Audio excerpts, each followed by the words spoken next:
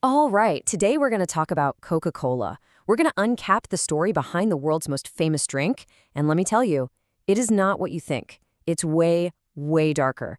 We're talking about desperation, addiction, and a secret history that's actually pretty tragic.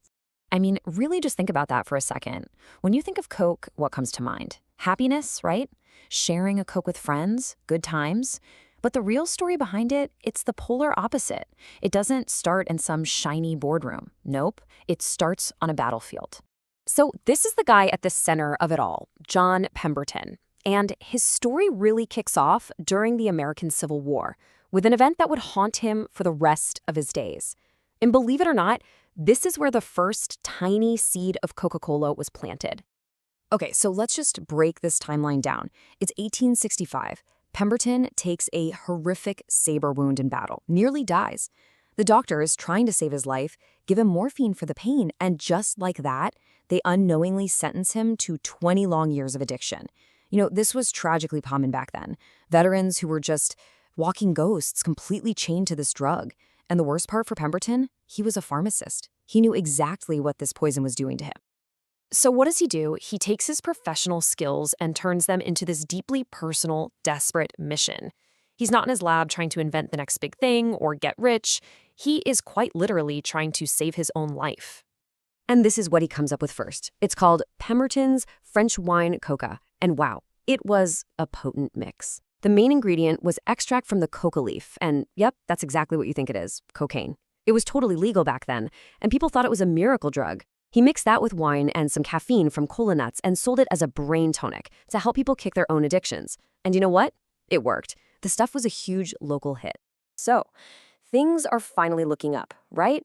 He thinks he's found a cure for himself and he has a successful business. But then, bam, disaster strikes. Something totally out of his control just flips his entire world upside down. And in doing so, it accidentally changes beverage history forever. And this right here is the moment everything changed. It's 1886, and Atlanta passes prohibition laws. All of a sudden, his wine-based tonic is illegal. Poof! His entire business is just gone. Overnight. So what's he do? He literally drags a big brass kettle into his backyard and starts experimenting. He has to create a non-alcoholic version just to survive. And this is the key thing to get. Coca-Cola wasn't born from a spark of genius. It was born out of pure, desperate necessity. And this is how the magic happens. He swaps out the wine for a super sugary syrup. Then his bookkeeper, a guy named Frank Robinson, has this stroke of genius. He comes up with the name Coca-Cola. And get this, he's the one who writes it out in that iconic script that we all recognize instantly. But the final magical step? Pure luck. The legend says the syrup got mixed with carbonated water by accident at a local pharmacy. Pemberton tasted it, and in that one moment, he knew he had something totally new. So the legendary drink is born, and this is where the inventor gets rich and lives happily ever after, right? Wrong. For John Pemberton, this is where the story takes a nosedive into absolute tragedy. 9. Just 9 glasses a day. That was it. In its entire first year, this drink that would one day take over the planet was a spectacular failure. Nobody was interested. It was just another strange syrup sitting on a shelf at the pharmacy. And the numbers, they tell the whole story. Pemberton made a grand total of $50 in revenue. 50. But then look at his expenses. He'd spent $70 just on advertising. He was literally losing money on his great invention. By every single business metric, Coca-Cola was a flop.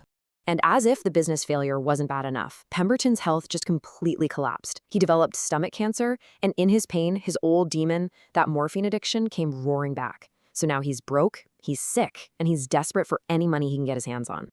So he did the only thing he could. He started selling off the rights to his formula, bit by bit. The total amount he got for what would become the most valuable recipe in the world, a mere $1,750. He sold his legacy for pocket change to a businessman named Asa Condler. And this is the really heartbreaking part. John Pemberton died broke, unknown, and completely convinced that his little invention, Coca-Cola, would just fade away into nothing. The irony is just staggering. He never saw even a fraction of the success that was right around the corner. But of course, the story didn't end there. While Pemberton himself was forgotten, the formula he sold for almost nothing was about to become immortal. Asa Candler, the guy who bought the rights, he understood what he had. He gave the secret recipe this cool, mysterious code name, Merchandise 7X.